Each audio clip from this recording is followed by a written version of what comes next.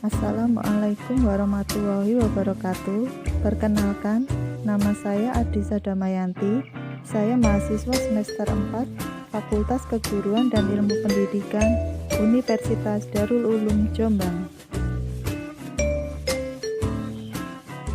Kali ini kita bertemu lagi pada mata kuliah konseling individu dengan tema konseling naratif. Dosen mata kuliah Dr. Baharudin Al-Habsyi, MPD. Konseling naratif merupakan sebuah pendekatan yang menggali masalah individu dengan menggunakan cerita atau narasi. Sejarah perkembangan konseling naratif. Yang pertama berasal dari Australia, yang kedua dikembangkan oleh Michael White dan David Epstein pada tahun 1990-an. Yang ketiga, Michael White bekerja di Dulwich Center di Adelaide, Australia. Yang keempat, David Epstein berasal dari New Zealand mengembangkan naratif metafor. Konsep kunci dari konseling naratif yang pertama yaitu fokus. Hubungan yang kolaboratif dari terapis untuk mendengarkan dan menggunakan pertanyaan untuk menciptakan kisah hidup alternatif. Yang kedua yaitu peran cerita, membentuk realitas dan membentuk apa yang dilihat, dirasakan, dan dilakukan. Yang ketiga, mendengarkan dengan pikiran terbuka, mendengarkan tanpa memberikan penilaian atau menyalahkan, menguatkan, dan menghargai klien. Hakikat manusia adalah yang pertama, makhluk yang kreatif dan imajinatif. Yang kedua, agen aktif yang menyampaikan pengalamannya dalam bentuk narasi. Yang ketiga, memiliki kemampuan menghadapi masalah. Yang keempat, memiliki unit outcome dalam permasalahan yang dihadapi. Yang kelima, ahli dalam kehidupannya. Dan yang keenam, individu yang bersemangat.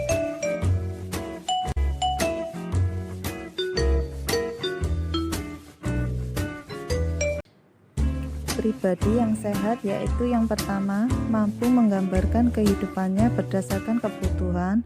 Dua, mampu memahami kehidupan yang tampak teratur dari dalam maupun dari luar. Yang ketiga, mampu menunjukkan interaksi keluarga yang sehat. Yang keempat, mampu memahami pikiran dan sistem kepercayaan yang berasal dari kenangan awal. Pribadi yang bermasalah yaitu yang pertama, merasa menderita, takut, dan tidak berharga sebagai akibat dari narasinya. Yang kedua, tidak dapat mengeksplorasi diri. Yang ketiga, selalu dibayangi ketakutan, penyesalan, dan luka emosional.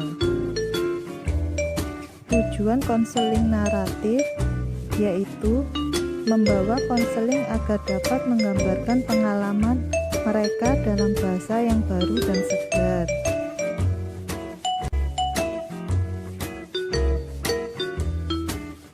Hakikat konseling yang pertama yaitu memandang individu dan masalah adalah dua hal yang berbeda. Dua, melalui cerita konseli dapat menilai apakah individu dapat hidup nyaman atau terhambat. Tahap-tahap konseling yang pertama yaitu berkolaborasi dengan konseling untuk datang dengan nama yang disetujui bersama untuk sebuah masalah. Yang kedua, mengutarakan masalah yang terkait dengan penindasan dan membuat strategi. Tahap yang ketiga yaitu menyelidiki bagaimana masalah telah mengganggu, mendominasi atau mengecilkan hati konseli. Yang keempat, meminta konseli untuk melihat cerita dari perspektif yang berbeda dengan menawarkan pengertian alternatif untuk peristiwa itu. Yang kelima, menemukan kejadian ketika konseli tidak didominasi dengan masalah. Keenam, menemukan bukti historis untuk mendukung pandangan baru konseli. Yang ketujuh, meminta konseli untuk berspekulasi tentang masa depan yang diharapkan dengan kekuatan atau kompetensi yang muncul. Kedelapan, menemukan atau menciptakan pendengar untuk memahami dan mendukung cerita baru.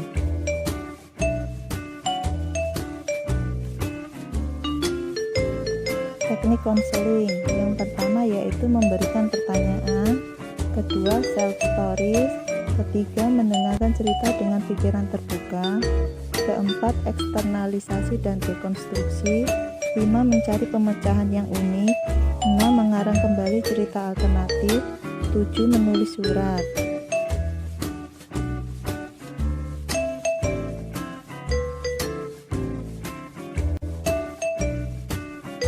Kelebihan dari konseling naratif yang pertama yaitu kompeten dan dapat dipercaya.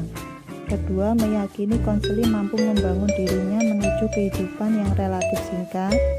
Yang ketiga, fleksibel, dapat dikombinasikan dengan pendekatan lain. Yang keempat, mendorong konseling berpikir kreatif, imajinatif.